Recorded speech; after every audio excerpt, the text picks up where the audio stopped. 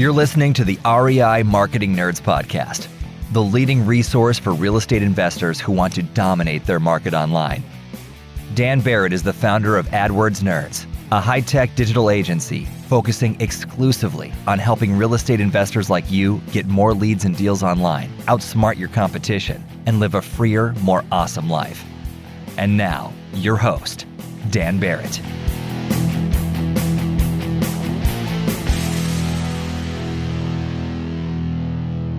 All right. Hello and welcome to this week's episode of the REI Marketing Nerds Podcast. As always, this is Daniel Barrett here from AdWordsNerds.com.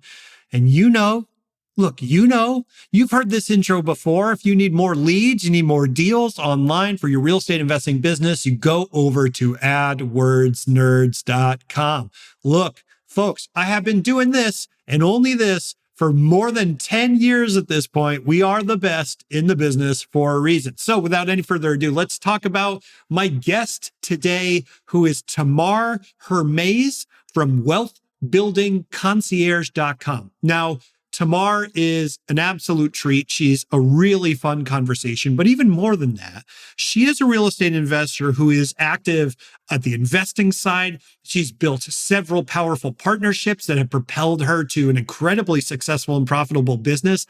And she is a very, very skilled coach, connector, builder of masterminds. Her mission is to get more women into real estate investing, and she brings a really fascinating point of view to this industry of ours. So, without any further ado, let's get into my conversation with Tamar Hermes from wealthbuildingconcierge.com. All right, everybody, what's up? This is Daniel Barrett from AdWords Nerds, and I am here with Tamar Hermes from wealthbuildingconcierge.com. Tamar, thank you so much for coming on the show. Thank you for having me. I'm very excited to talk about this. We spoke a little bit before. I have some questions I want to get into and all sorts of stuff I kind of want to pick your brain on. However, I want to start just with an overview of what you are doing. So the website, I mentioned it, it's wealthbuildingconcierge.com. So for people that don't know you or don't know what you do, can you give people kind of like the high level overview, just what you do inside the real estate investing space? Yeah, sure. So first and foremost, I'm a real estate investor. I invest in both active and passive investments, which means that I have a large portfolio that includes me actually doing a lot of the work on certain investments, and then me partnering with other experts in different areas of real estate where they do the work, but I get paid profits. And in the best world, right? So far, for overall, I get paid profits, but it is real estate. And then Wealth Building Concierge is about my coaching practice where I support women to learn how to invest in real estate. And I do that through my Millionaire's Mentality methodology, which is part of my book. And then I also run a high-level mastermind for multi-seven-figure women in business and investing, where we connect, collaborate, look at investments, look at growing our wealth, what it means to be wealthy, how to grow more wealth, and how to live in the world with connection and collaboration, with our wealth. Yeah. And one of the things that I was so excited about this conversation is you're doing so many different things, really touching a lot of different areas of real estate investing. I want to dig into kind of all of them in turn. I want to back up first and talk a little bit about your focus on women, right? So I try very hard to pull as many different kinds of voices onto this show as I can. So as someone who is so involved in real estate investing at so many different levels, what do you think are like the unique challenges that maybe women face when trying to get into the industry, right? When you're working with these women that are building wealth, like you said, wealth building concierge, what are the things that they are running into that are obstacles that maybe other people don't necessarily see? Now, this is a great question. And I like it a lot for many reasons. One is that generally, because there are 70% of men in real estate investing and only 30% women, people automatically assume that somehow we're at odds and it's male dominated and we get bullied and we can't get the deals or they don't believe in us. I think all that's crap, honestly. Excuse me, can I say that on this podcast? Yes. I think Is that the podcasts worst word the that's ever been on? Yeah. And I mean, the reason why I say that is because I think the barrier to entry for women has to do with our lack of knowledge and our lack of understanding that we actually can do big things and create wealth on our own. I just think it is from that place that we're at a disadvantage. I think that we're conditioned to be more fearful, to be more cautious. I don't think we've been in the workplace, in the real estate investing world as long. I mean, Lord knows, not that long ago, we couldn't even vote or own our own property. Isn't that crazy to imagine? All people should be created with equal opportunities. And I believe that men have been some of my best mentors and some of my best partners, and some women have been some of my best mentors and partners. So I like to look at the human. So I always like to say, I think that our biggest disadvantage is our lack of knowledge and our lack of understanding what we're capable of, but not so much in the space where I feel like, I haven't gotten a seat at the table. I don't really believe that. I believe that you get a seat at the table when you sit at the table and when you find the table to sit at. I think most of us just haven't been able to find the table. So I'm not going to say that that I feel like I haven't gotten my fair shake, because I've had a lot of opportunities. Men have given me a lot of those and women have given me a lot of those. So do you find, we'll talk a little bit later about your mastermind. You run this, really cool high level mastermind for women that are, interested in real estate investing, getting involved in a variety of levels. I'm assuming that the people that come in there are already successful in other fields most of the time. I guess my question is it mostly a function of there's not necessarily the role models that are extremely visible for them the way there might be for other people, right? Like I can think of, a million different real estate coaches going all the way back to the early days, right? Where it's, on cassettes and stuff. It's a primarily kind of male dominated industry in that sense. So is it just that, obviously these women that you're working with are already really successful and intelligent and all that stuff. Is it just that they're not really aware of the industry in the way that other people might be? Yeah, I mean, I think absolutely. I think it's just like anything. When we start out and it's unfamiliar to us, it feels far away. There's a question of whether or not we can actually accomplish the goal, whether or not we'll be successful at it, and whether or not we should just give our money to a financial advisor and have them invest the way that they do. So obviously, I would think that the people that listen to this are people that are already realizing that real estate is the way to go. And so they're not doing that. I think that is really what it is. It's just, how do we get exposure? How to connect the dots, right?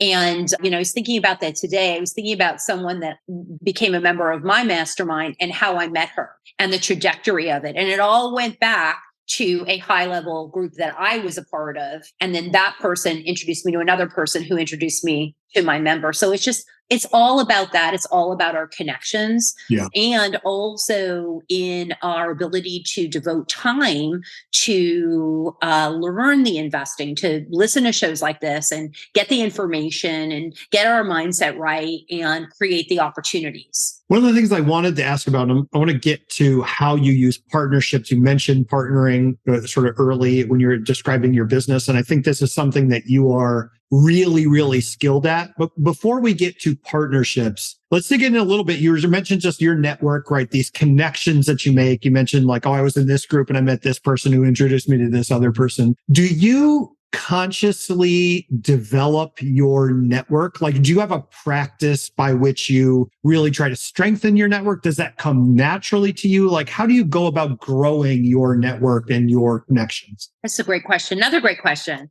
So we're just going to have a series of great questions here. So much for the answers. So yes, I do. And what is interesting about it is that as I've gone through, it took me a really long time to realize that connecting with other people was a gift that I had. I have a friend that coined, you can't see yourself, you can't see the label when you're inside the jar, right? So you don't see what you're naturally good at. Everybody that is listening to this, everybody everywhere has a skill set that is so obvious to them, that just comes so inherently to them that they don't even see it. They're like, oh, doesn't everybody do that? No, everybody doesn't do that. That's your gift. That's your thing. So it took me a while. Other people started reflecting back to me. Hey, you know everybody. Hey, you're connected to this person. Hey, we like you, kind of thing. So the more and more I saw that, the more and more I was able to look back and say, oh, okay, I've always kind of connected with people. Now that I kind of got outside the jar and could see like connector outside the jar once I wasn't in it, I started to really hone in on how that skill can serve me. Now, most people have heard, and if you haven't, and I'm telling you for the first time, I'm glad to be the one to tell you, which is that you want to up level yourself and hang around people that are doing the things that you would like to be doing, or that you aspire to, or people that you admire. And what that does when you're around those kind of people is it makes you see that you too can do it, because you're closer to someone who has done it and you have an example. And they also have the information and knowledge maybe to connect you to a person that might find you the next deal or to do some other opportunity. So the thing is that you want to be creating these opportunities to connect more deeply with where you want to go. So yes, I am pretty strategic about it. And what I love now in my life is I always, you always think about these people that are really busy and they think, oh, I don't have time for this. I don't have time for that. Because I know what to say yes to and I know what to say no to. And I'm always like, oh, wow, what's that like to be that busy, to be that focused and driven? And now I'm kind of one of those people. So I love it. I love it. See, I became one of those people where not like I wouldn't want to talk to everybody, but I just don't, I value my time, my resource of time so much. So, and that goes back to the connections. Like, what meetups are you going to go to? What parties are you going to go to? What groups are you going to join? What partners are you going to have? What relationships are you going to cultivate? Yeah, I love what you said about your unique skill set being largely invisible to you, which I think is really true. And I think connecting, ironically, to that sense of yourself as a connector seems so powerful. So let's talk about how you've leveraged that, because you mentioned in the beginning partnerships. I know that partnerships are a big part of how you do business, and it's something you've done really well. Where I think with the first time that we ever met, we were talking about this a little bit. And I was telling you the story of a friend who, early in his business life had one partner. It did not go well. And then basically was like, I'm never partnering with anyone ever again. Right. And you're kind of on the opposite side where you've had these really powerful partnerships that have helped you to grow. Can you talk a little bit about how you use partnerships in your business today and what you've learned about building partnerships that work well? Yeah, absolutely. So I used to be one of those people like the gentleman that you are referring to that said, I'm not doing partnerships ever again. Yeah. And the reason why I used to be that way was, it wasn't even that I said I'd never do partnerships again. I was just like, I'll never do partnerships. Why? It's a trust issue, right? It's a trust issue and a control issue, because all of a sudden I can't control everything because I have another person I need to work with. Yeah. And I have to trust that you're going to do right by me and that we're going to align. There's a lot of variables at stake once you turn partnerships. Now, what I found was a couple things. And one of the key reasons why I am such an advocate for partnerships has to do with the fact that we are social creatures. I don't want to live alone. I want a partner. I like my husband. I want kids. I want friends around me and people that love me. I don't want to do business alone. It's lonely. Yeah. So the truth is that for me, I feel like it is inherent in our nature to want to be around people for the most part. And to shut ourselves off, especially because we're scorned or because we've been done wrong by other people, I feel like is a huge miss, just not only for business, but for life, just for humanity, just for our being and our happiness and all of the things that we really aspire to, the reason why we want money in the first place. So the other piece of the relationships has to do with the fact that you can go so much further together, right? Like, you don't see Apple computer being run by just one person. It wouldn't be done. It would be a small it would be nothing. It would be invisible. Yeah. You need a team. You need people. You need partners. You need associates. I mean, if you really want to blossom in the world and create something that is of great magnitude, then you're going to need other people at a certain point. So in my opinion, you better learn how to live with certain people so that you can, one, enjoy your life, and two, grow at the level you want to grow. So, and then how do I use the partnerships? I use them in every way. I mean, I'm getting better and better at it. And I have to say, I mean, it's not easy. I mean, let's face it. I mean, we're all different. So dealing with other people can be challenging, but I definitely feel like for the most part, I get along with all my partners. I've never been wronged by a partner. I've never had situations where I regret my partnerships. And for the most part, I mean, I've definitely had deals that haven't gone the way that I wanted them to go. I mean, it's not like my life's perfect. I live on the planet and I'm a real estate investor, right? But for the most part, the opportunities that have presented themselves to me because I'm open to partnerships have enabled me to grow my wealth, grow my life, grow every aspect. Want to find motivated seller leads online, but don't know where to start? Download our free Motivated Seller Keyword Report today. AdWords nerds have spent over $5 million this year researching the most profitable keywords for finding motivated seller leads. And you can grab these exact keywords when you download our report at www.adwordsnerds.com/keywords.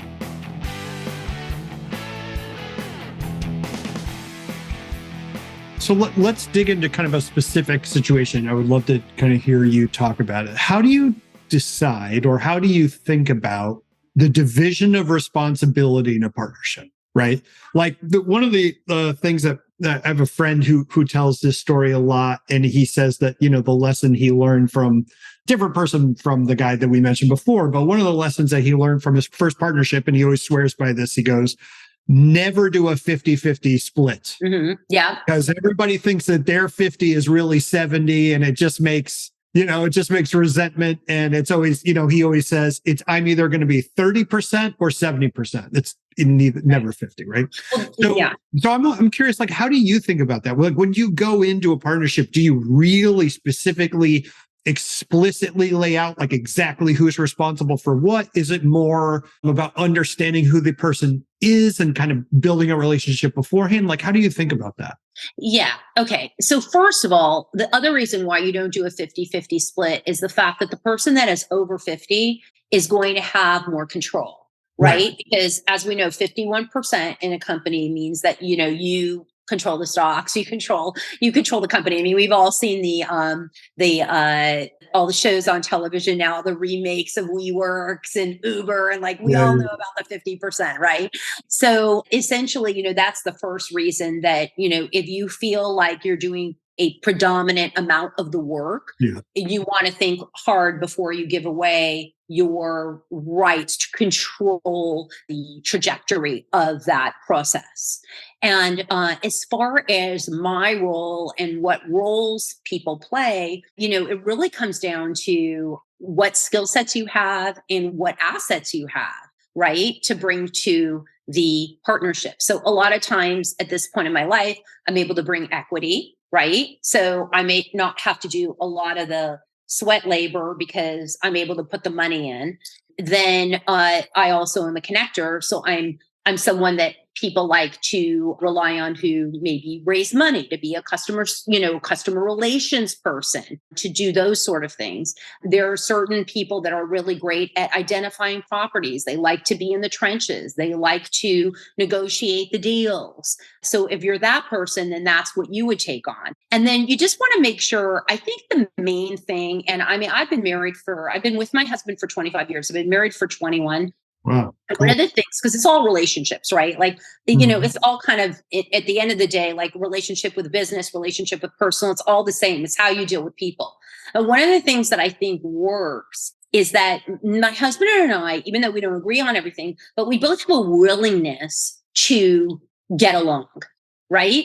And when you have that willingness to get along, at a certain point, you're not that committed to being right. You're more committed to making things work.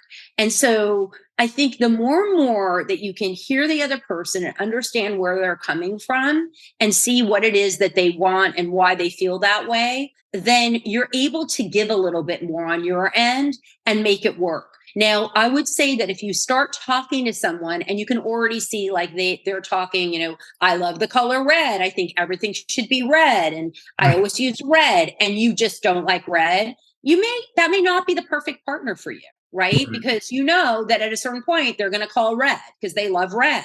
So, there are certain things you want to kind of feel the harmony of how that relationship is going, and also how flexible that person is. The other thing that you want to look at are values, right? Just values as a human being. I think the other reason why things have worked well for me is at the end of the day, if I don't get the feeling that someone is a good person, that someone is actually cares about other people, cares about the partnership, cares about my well-being, then I'm not as apt to want to get into that partnership with them, because I know that at a certain point, when push comes to shove, they're going to be maybe saving themselves before they think about me. Yeah, it strikes me, right? Like, it's interesting because, I do a lot of these shows, right? A lot of this, done this podcast for several years now. And almost to a person, every successful investor that I've ever asked about hiring, building a team, choosing a partner,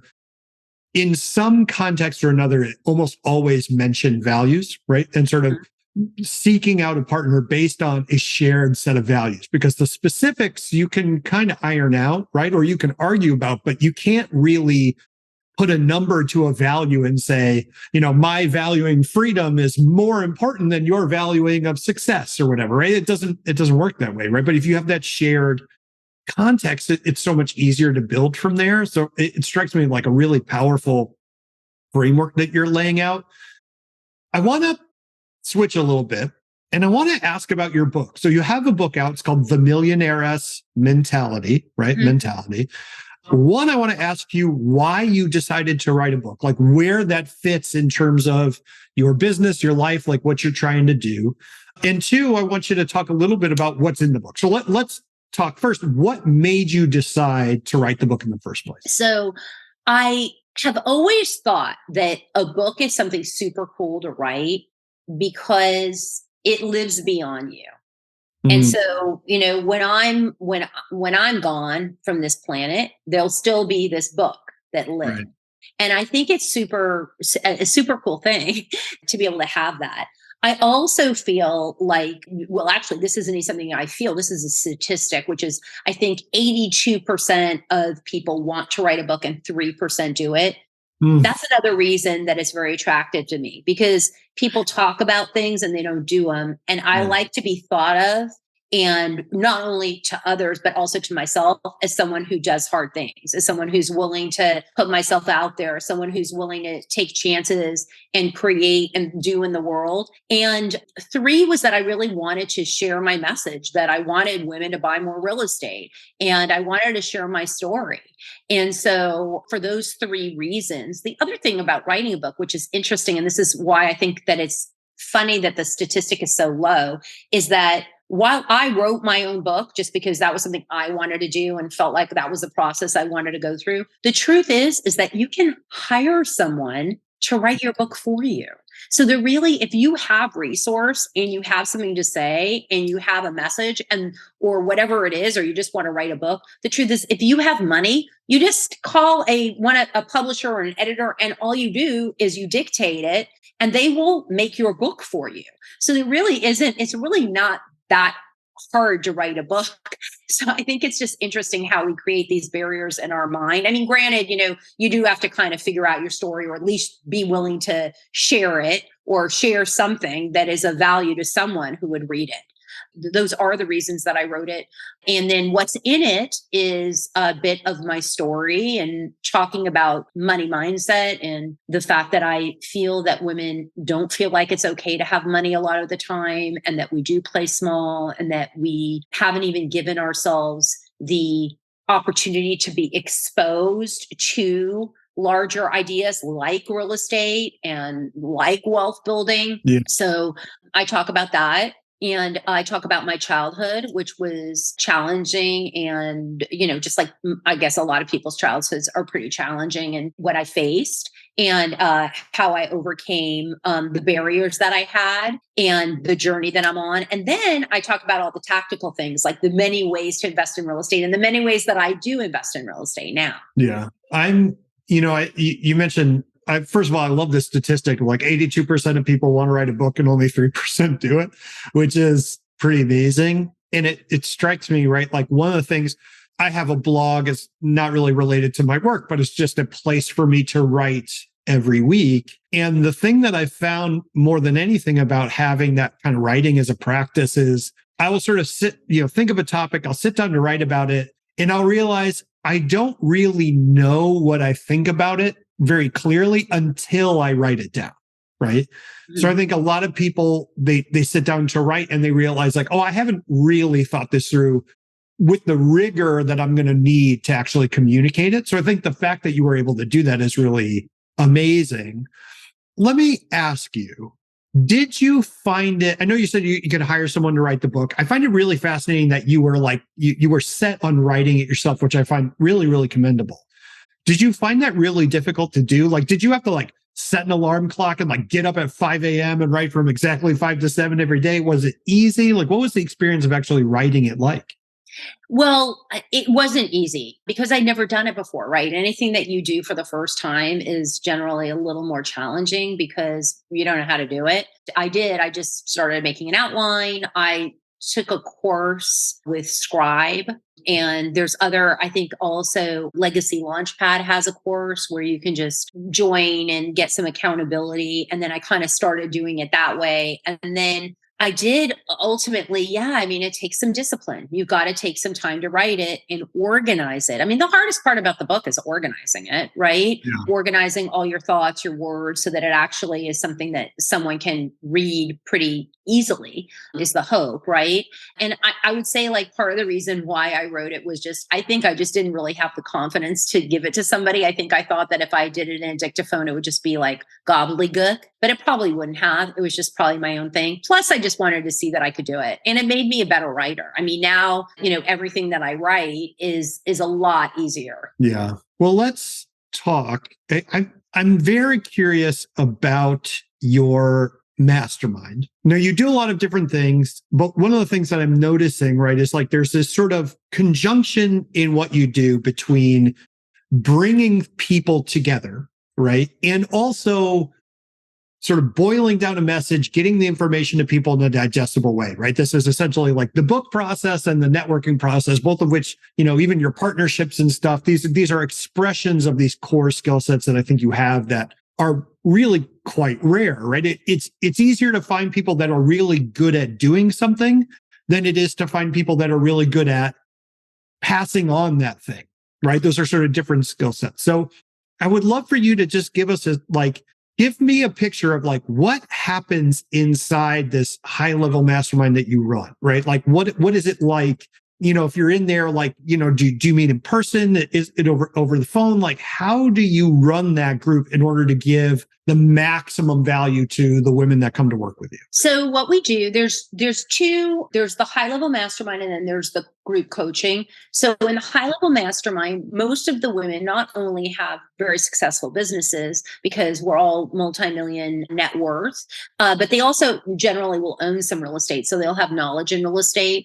And we have a community group where where we can share ideas and where I'll post our calls that happen every other week. I generally will bring experts in that I think will be valuable in terms of tax strategy, in terms of high level investing, in terms of goal setting, whatever it is, there'll be different themes, but from a conversation of a pretty sophisticated level.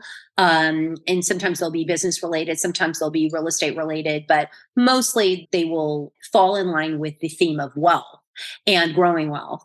And we meet every other week. And then we also do quarterly retreats in person. And the reason why at first I was doing 3, and then I decided, I'm going to go to 4 retreats because I realized that there's so much life inside the retreat. It creates so much connection, and it's a good time.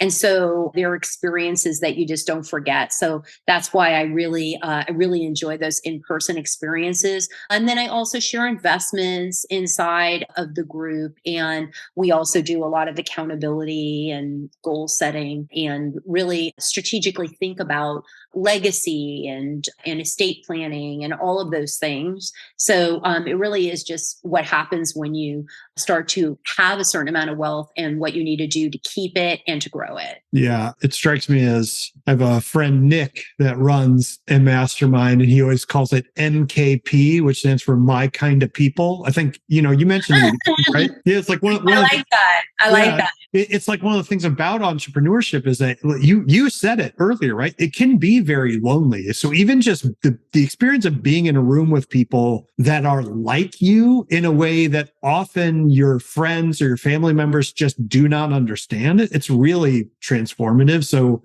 I love that you guys do that. So again, and for people that are listening to this, if you are interested, it's wealthbuildingconcierge.com. You can go there. There's a page where you can apply.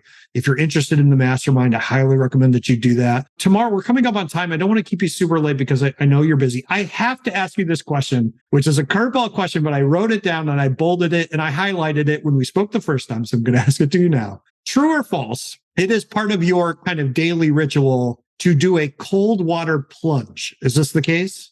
It's true. And actually, when we spoke about it, my husband and I, we actually have a cold plunge at our house, and we're actually getting an infrared sauna as well. So we're pretty hardcore with all of that at the house, turn your house into a spa kind of thing. Oh, yeah, I love this so much. The much. cold plunge, we were doing 52 degrees daily. But since I studied that with Wim Hof and some other methods that say it should really be at 42 degrees. So since I have taken down the cold plunge to 42 degrees, and now I'm actually up to 3.5 minutes a day.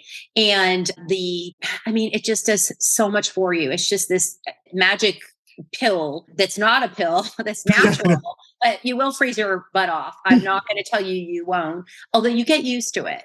So it does a couple things. Like, one is you wake up in the morning and you're doing something hard, right? So you already win the day because you've done hard things. Like, you're like, I'm going to do something that's challenging, that is going to energize me. So while you're in there, the truth is you're not as cold as you think you are, because as you will be. Yes, the first 10 seconds you are, but your mind will adapt to it. And, you can listen to music, you can chant, you can meditate, whatever it is, breathe, you get through it. And then the cool thing is that afterwards you're calmer. I had severe back pain. I don't have back pain anymore. It calms your nervous system. It helps your heart. It just does all kinds of it has all kinds of medical benefits to it. So I like anything that I can do where it's natural and it is beneficial for me medically, but I'm not taking pills or artificially trying to fix myself, because I just don't think that works. It could work, granted. There are reasons why you need to take medications, certainly, but I just think that if I can do it by just going in a cold bath every day for 3 minutes, then I would prefer to do that. So are you doing this in a bathtub? Where do you do this? You can buy, people can take cold showers, but I find that it's hard because I don't have the discipline to let the water run over me like that. But jumping in the thing seems worse than the cold shower, but you think it's easier just because once you're in it, you're in it. Is that the idea? Yeah. Because once you're in it, you're not going to get out. There is nobody that goes in that gets out before the time that they've committed to, unless you committed to 10 minutes, which is too long anyway. And then you might get out. But the thing is that you buy and this isn't for everybody because it is expensive, but you can go to places that have them, and they actually do them in combination with infrared spas, and it's very popular now. And you could find them. Anybody can just Google cold plunge, and you can go to a local place and do it. And it's not that expensive to do it that way. But yeah, I just do it. We have one, so we bought one, and I just go in. I am so jealous. I do the cold shower thing every now and then. Actually, like you said, it's very hard to turn it to cold. And then you gotta you gotta get in and then you gotta stay in. It is very difficult to do that.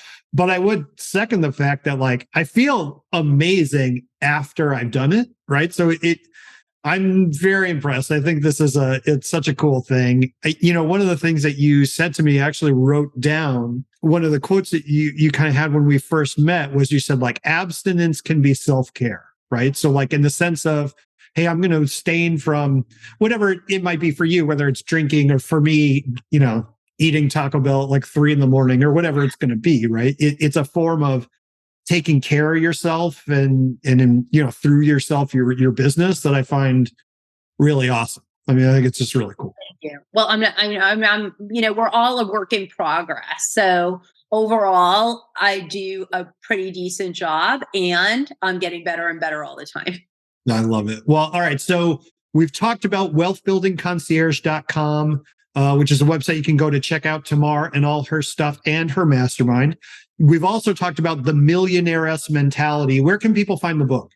Oh, it's just go to tamarbook.com. And you can also get a link from the Wealth Building Concierge. It's on there. You just say book. All right, cool. So tamarbook.com, wealthbuildingconcierge.com. And what about social media? Is there anywhere else that you want people to follow you, or are those the best? I love LinkedIn, and I'm on at Tamar Hermes, but I also have a group, Wealth Building Concierge, on LinkedIn, and then at Wealth Building Concierge on Instagram. Awesome. All right. So we will have links to all of those in the show notes for this week's episode at adwordsnerds.com/podcast. But as I mentioned, wealthbuildingconcierge.com. Tamar Hermes, thank you so much for coming on the show. This was really fun. Thanks for having me. That is it. That's it for our interview this week's episode. I hope you had a good time. I know I did. Hey, if you could leave me a review wherever you get this podcast, I would really appreciate it. I see every single one, and it really means a lot to me. It helps other people find the show, which I appreciate. And also, did you know that you can get every single episode plus transcripts of every episode, links from every episode, everything you're ever going to need related to the REI Marketing Nerds podcast over at adwordsnerds.com/podcast. Go check it out, get whatever you need. I just want to say I deeply appreciate you being here every week. It means the world to me, and I'll be talking to you very soon. Cheers.